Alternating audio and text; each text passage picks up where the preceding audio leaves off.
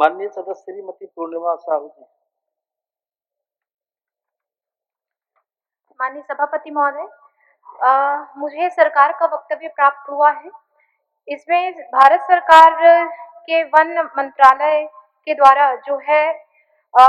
One भूमि की मंजूरी के लिए 19 बिंदुओं पर परीक्षा की गई है अध्यक्ष सभापति महोदय। तो मुझे सिर्फ ये जानना है, और वो परीक्षाओं को जो है जमशेदपुर डीएफओ को जो है भेजा गया और डीएफओ के माध्यम से पुनः फिर उसे जो है विमानपत्तन निदेशक, भारतीय विमानपत्तन प्राधिकरण और बिरसा मुंडा विमानपत्तन रांची को जो है निराकरण के लिए पत्र भेजा गया। माननीय मंत्री जी से सिर्फ मुझे ये जानना है कि केंद्र के द्वारा जो परीक्षाओं पर जो है प्रश्न उठाए गए या आपत्ति दर्ज की गई है, उसका पूरा विवरण क्या हमें इस सदन पर उपलब्ध हो पाएगा? और इसके साथ एक और चीज था माननीय मंत्री जी, राज्य सरकार ने जो एएआई को किन किन बिंदुओं पर जो है निराकरण हेतु पत्र भेजा, अगर इसका भी जो जानकारी हमें इस सदन के माध्यम से उपलब्ध हो जाता तो अच्छा होता महोदय। और प्रत्येक बिंदु पर वर्तमान स्थिति क्या है, कौन से बिंदु जो है वो राज्य सरकार के पास लंबित है और कौन से ऐसे बिंदु है जो केंद्र के पास लंबित है, वो स्पष्ट हो। माननीय मंत्री जी। माननीय सभापति महोदय, माननीय सदस्य ने जिस विषय को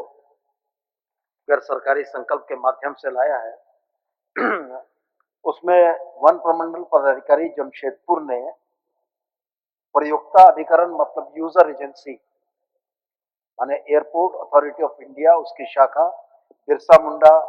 विमानपत्तन रांची को उसके निराकरण के लिए कुछ बिंदु भेजे थे, जो कि बिरसा मुंडा विमानपत्तन के द्वारा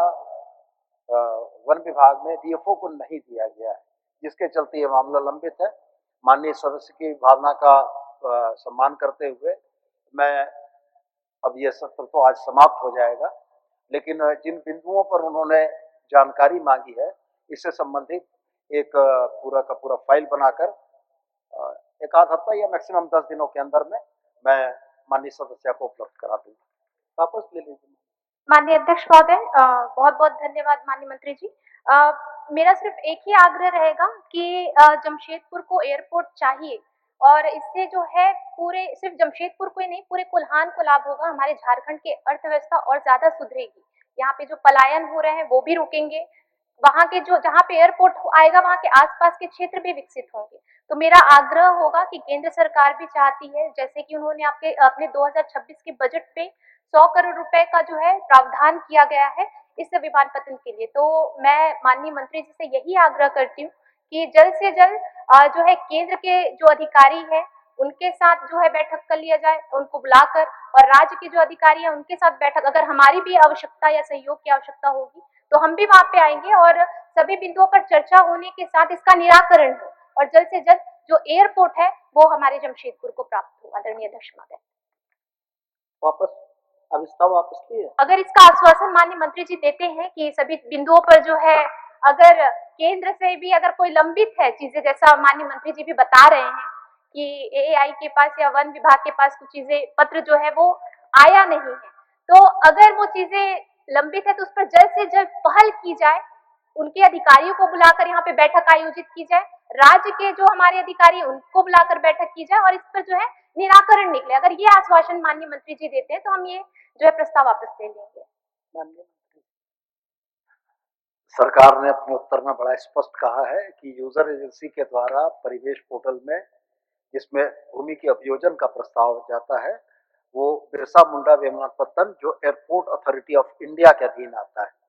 उनके द्वारा अप्राप्त है, इसलिए राज्य सरकार का वन विभाग इसमें अग्रतर कार्रवाई नहीं कर पा रहा है। मैं सारे संबंधित पत्राचार